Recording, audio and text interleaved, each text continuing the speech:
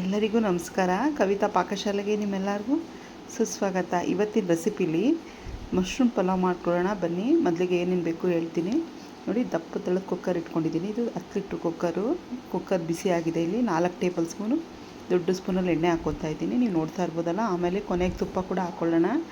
ಎಣ್ಣೆ ಬಿಸಿ ಆಗಲಿ.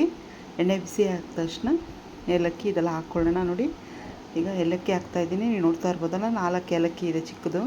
2 ಪಲಾವ್ ಎಲೆ ನೀವು ನೋಡ್ತಾ ಇದ್ದೀರಲ್ಲ, ತುಂಬ ಚೆನ್ನಾಗಿರುತ್ತೆ. ಒಮ್ಮೆ ಮಾಡ್ಕೊಳ್ಳಿ. 2 ಚಕ್ರ ಮೊಗ್ಗು,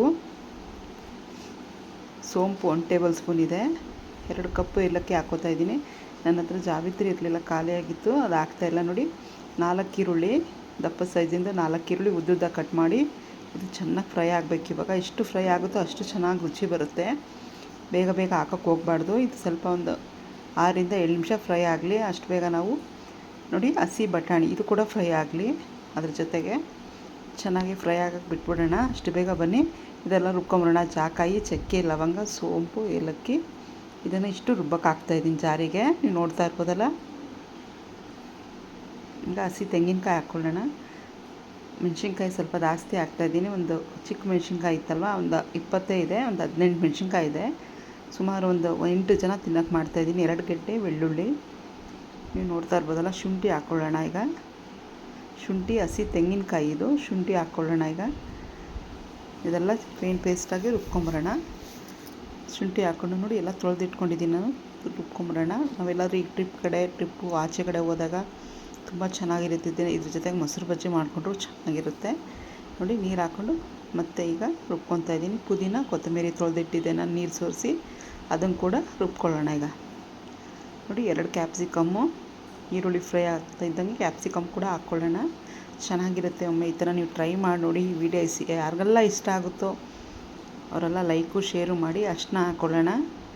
ಲೈಕು ಶೇರು ಮಾಡಿ, ಫ್ರೆಂಡ್ಸ್ಗೆ ಫ್ಯಾಮ್ಲಿಗೆ ಶೇರ್ ಮಾಡಿ. ಕಸ್ತೂರಿ ಮೇಥಿ ಹಾಕ್ಕೊಂಡು ಟೊಮೆಟೊ ಹಾಕ್ಕೊಳ್ಳೋಣ. ಚೆನ್ನಾಗಿ ಫ್ರೈ ಆಗಲಿ. ನೋಡಿ ಸ್ಪೈಸಸ್ ಇಲ್ಲಿ ಧನ್ಯ ಪೌಡ್ರು, ಸ್ವಲ್ಪ ಅಚ್ಕಾರದ ಪುಡಿ, ಬಿರಿಯಾನಿ ಮಸಾಲ ಅಂದರೆ ಹಾಕ್ಕೊಳ್ಳೋಣ. ರುಚಿಗೆ ತಕ್ಕಷ್ಟು ಆಮೇಲೆ ಉಪ್ಪು ಹಾಕ್ಕೋಬೇಕಾಗುತ್ತೆ. ನೋಡಿ ಮೊಸರು, ಇದೆಲ್ಲ ರುಬ್ಕೊಂಬಂದಿರೋ ಮಿಶ್ರಣ ಇದಕ್ಕೆ ಹಾಕ್ಬಿಟ್ಟು ಚೆನ್ನಾಗಿ ಎಣ್ಣೆ ಬಿಡೋವರೆಗೂ ಫ್ರೈ ಮಾಡ್ಕೊಳ್ಳೋಣ. ನೋಡಿ ಮಶ್ರೂಮು 3 ಪ್ಯಾಕೆಟ್ ತೊಗೊಂಡಿದ್ದೀನಿ. ನಾನು ತೊಳೆದು ನೀರೆಲ್ಲ ಡ್ರೈ ಮಾಡಿ ಸೋಸಿಟ್ಕೊಂಡಿದ್ದೆ.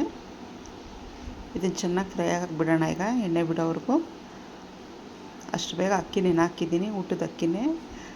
ಅಕ್ಕಿ ಹಾಕ್ಬಿಡೋಣ. ಸುಮಾರು ಇದು 8 ರಿಂದ 9 ಜನ ಊಟ ಮಾಡ್ಬೋದು ಆರಾಮಾಗೆ. ತುಂಬ ಚೆನ್ನಾಗಿತ್ತು. ಈ ಥರ ಟ್ರೈ ಮಾಡಿ ಒಮ್ಮೆ.